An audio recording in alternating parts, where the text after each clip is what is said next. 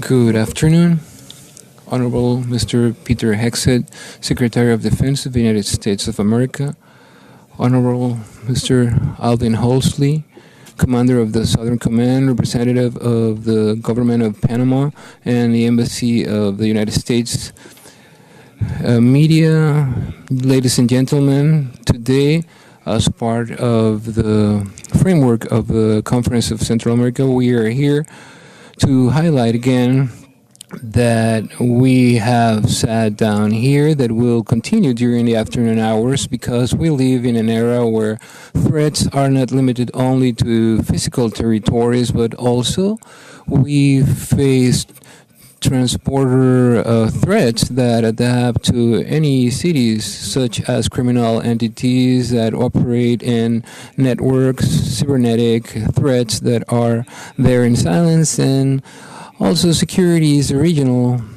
challenge, and that's the reason why we have gathered here from different representatives of Mexico, Guatemala, Honduras, El Salvador, Nicaragua, Honduras, Panama, Colombia, precisely to talk about the shared experiences and what we can learn from each other, and at the end continue fighting with a single strategy and a single north towards the security of our region and to the hemisphere, the American hemisphere.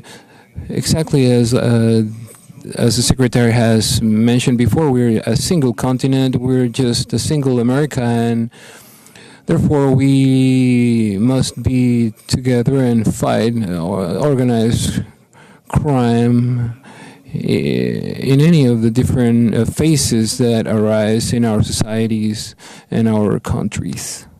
Thank you. Al señor Ministro de Seguridad Pública de Panamá. Again, Honorable Pete Hegseth will share his words, Secretary of State of Defense of the U.S. Good afternoon. It's a privilege to be here in Panama.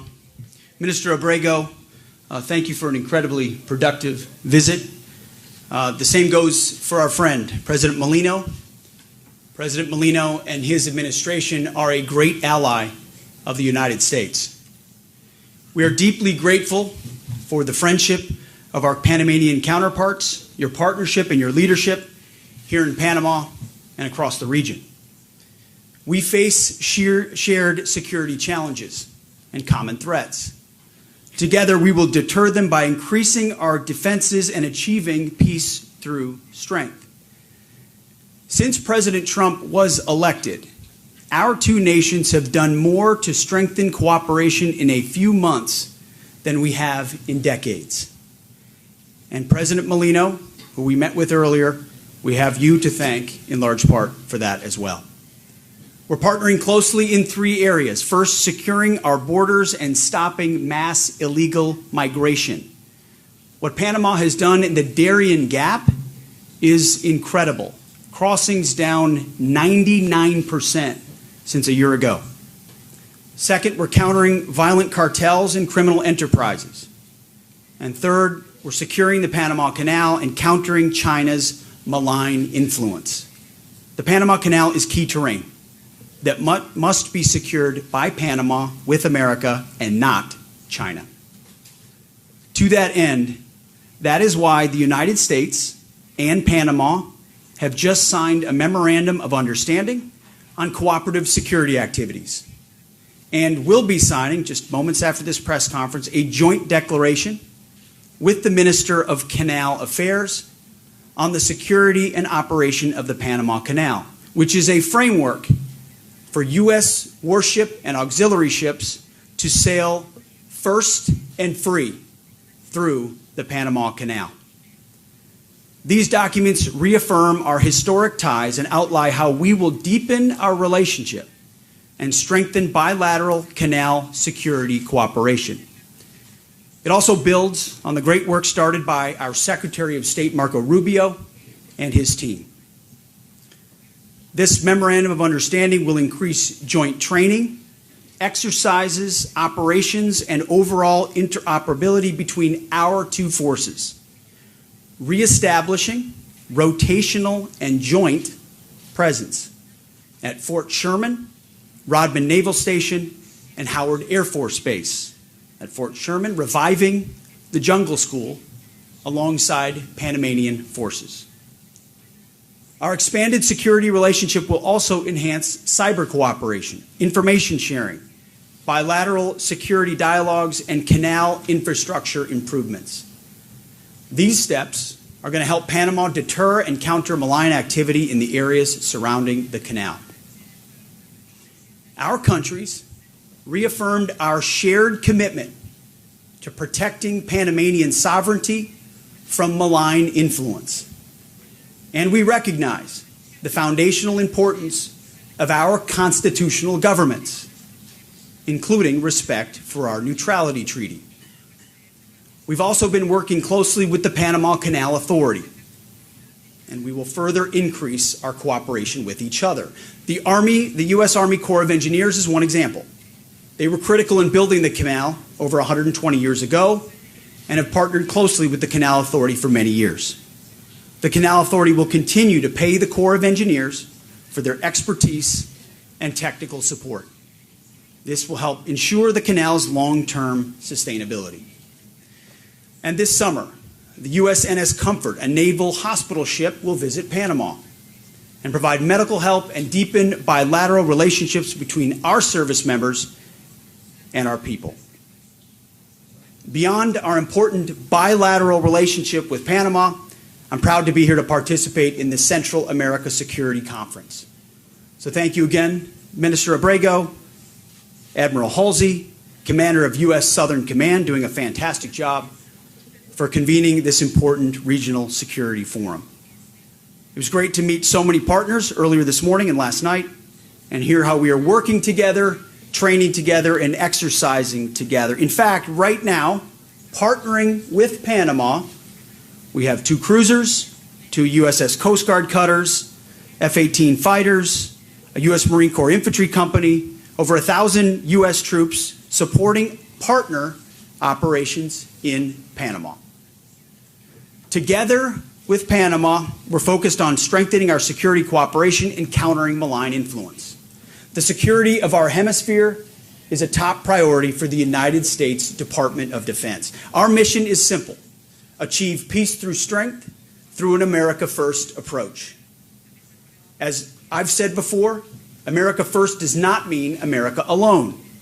Rather, putting America first, a phrase coined by President Trump and advanced in our interests, means making our alliances and partnerships make sense for the American people and our friends. As he says, it's common sense. In this region, as we put America first, we are putting the Americas first as well.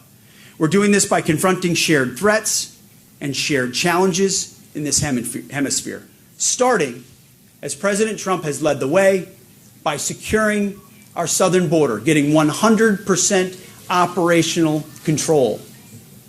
Because border security is national security, and it starts at home.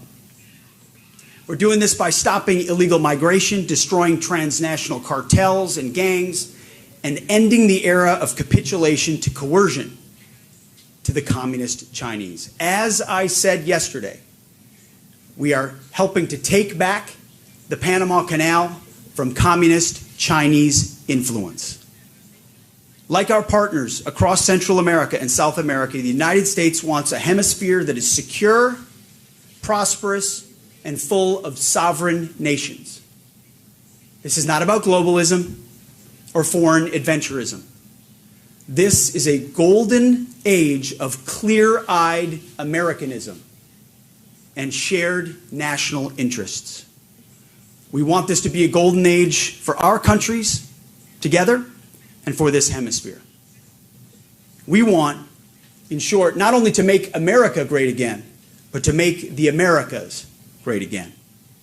And we will achieve these goals together, standing shoulder to shoulder with our allies and partners, with President Trump leading the way. So again, I want to thank President Mulino, Minister Abrego, for being valued partners and for hosting us in your beautiful country. And with that, we look forward to your questions. Agradecemos por sus palabras al We señor appreciate the Secretario de words Defensa de of los Secretary of Estados Unidos. Defense of the United States, En Mr. este Hegseth. momento abrimos el espacio Thank you for your para las remarks. preguntas por At this parte de time, los we medios open de the floor comunicación. to questions Abre to the este espacio el media. periodista Adolfo Berríos, Right now, we Three have años de la Mr. Estrella de Panamá. Adolfo Berríos from La Estrella de Panamá. Buen día. Good day. Señor Secretario de Defensa, Mr. Secretary of Defense, you mentioned the U.S. troops that are helping the Panamanian forces, and the memorandum talks about increasing bilateral activities. The joint announcement in English makes no mention of Panama's sovereignty over the canal. So the U.S. recognized Panama's sovereignty over the canal, and if there are plans from the U.S. to maintain a permanent military presence in Panama beyond the current cooperation and training. Appreciate the question. Yeah, guys. We certainly understand that the Panama Canal is in Panama, and protecting Panamanian sovereignty from malign influence is important, which is why when President Trump says we're taking back the Panama Canal from Chinese influence, that involves partnership with the United States and Panama. And we're grateful that they've welcomed U.S. troops on Panamanian soil by invitation through rotational joint exercises, and that's what you'll see in the Memorandum of Understanding, is an opportunity to revive, whether it's the military base, naval air station, locations where U.S. troops can work with Panamanian troops to enhance capabilities and cooperate. In a rotational way, we welcome the opportunity to have an increased troop presence here alongside the Panamanians to secure the sovereignty of the Panama Canal. Are there plans to make it permanent? Ultimately, we look forward to a long relationship with the country of Panama, and that would be in deliberation with the leadership of Panama.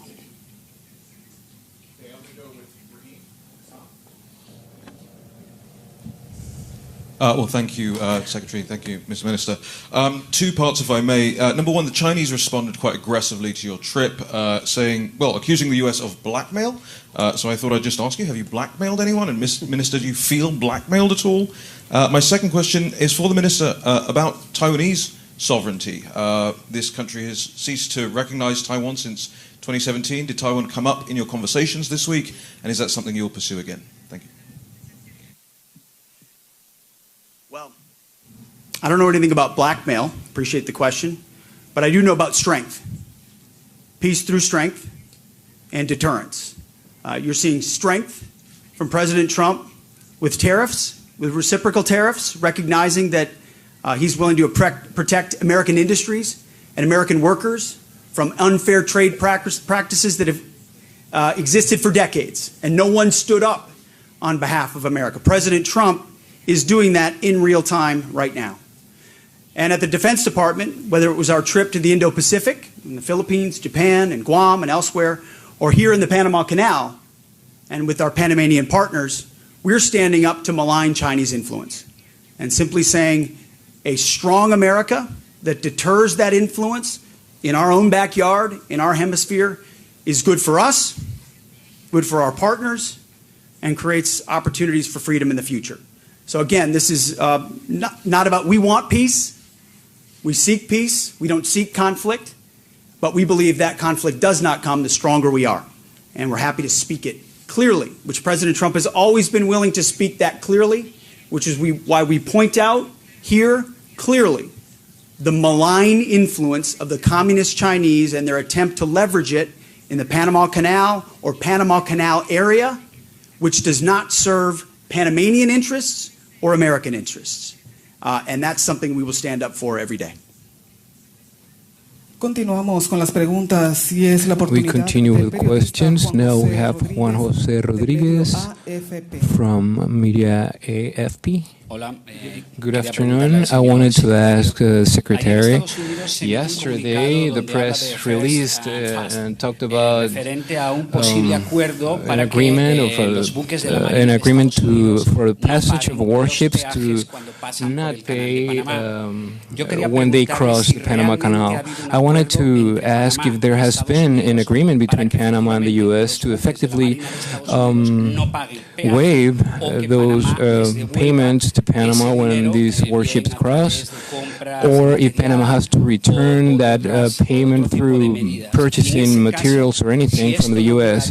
In that case, if this wouldn't that break the spirit of the neutrality treaties?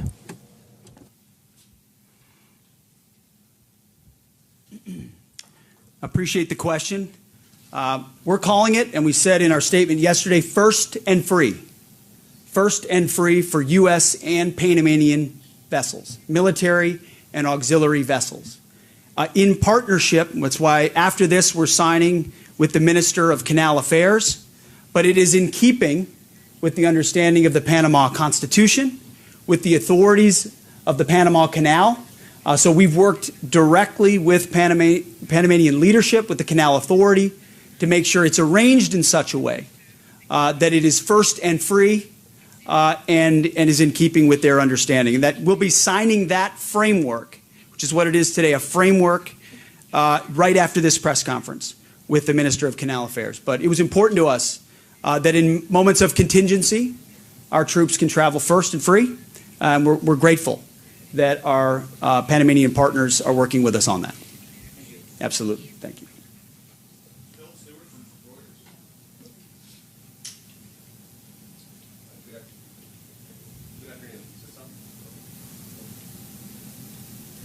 Good afternoon. Secretary Hegseth, did you provide assurances that the United States would not intervene militarily to take over the Panama Canal, or is that contingent on what happens with Chinese presence here in Panama? And your top general in Europe said yesterday the United States should keep its military presence on the continent as it is now. Do you agree? And are you considering relinquishing the SACEUR post to a non-American? And to Minister Abrego, would Panama accept a permanent deployment of U.S. troops or the establishment of a permanent U.S. military base on Panamanian soil? And if not, why not? Thanks. I would just start by saying the only person that will make a determination about force structure of U.S. troops in Europe will be President Trump, the Commander-in-Chief. And we will continue to have ongoing discussions, including inside the context of Ukraine-Russia negotiations, of what our force posture should be on the continent that best addresses American interests and ensures burden sharing in Europe as well. To the question about Chinese influence, we are focused on working together with our Panamanian partners to ensure that malign Chinese influence is not allowed to take any additional hold and is in fact expelled from the Panama Canal and the Panama Canal area. And they've been very fruitful conversations. I don't know if the minister has. Yes, good afternoon. Again, we want to establish or to say that Panama absolutely during this memorandum of understanding has given any sovereignty of the Panama Canal or any of the adjacent zones. Panama is within the framework of the Neutrality Treaty, and based on that part of the Constitution, the U.S. has managed themselves with respect. We just heard the Secretary say that he will have a meeting with the Minister of the Canal. He already had it in the past with the administrator of the Panama Canal, searching for the correct way to not go against the Neutrality Treaty or the Panamanian Constitution. That has been established. So Panama mentioned through, or the Panama's president mentioned that we cannot accept military bases or defense bases. We are clear that we need to keep a cooperation in terms of security with the U.S. and with the U.S. military, and that's something that keeps happening. It's an ongoing exercise. It has been over 18 years that we have had ongoing exercises with the U.S. Air Force and the U.S. Army. So this is not new. We understand that based on international media and what has taken place, that it becomes a hot trend. But maybe we want, and also we want to know a little bit more. But in this sense, our President Mulino established yesterday in his press communication and with Mr. Secretary Hegseth in that private meeting they had. He acknowledged the sovereignty of Panama over the Panama Canal, and he acknowledged that neutrality treaty has to be respected in our constitution as well, just as we respect the constitution of the U.S. and their laws when we address any type of negotiation. All this has been written down in documents that will become public. And there is nothing under the table. There is nothing in hiding. Everything will be out there and available for anyone who wants to read it. Thank you. What the minister has said is what the media tries to do very hard is to divide us. And what we call that in the States, Mr. Minister, is fake news. So, thank you. De esta manera damos por finalizada esta We wrap up this press conference. Thanks to everyone for joining us and have an awesome afternoon.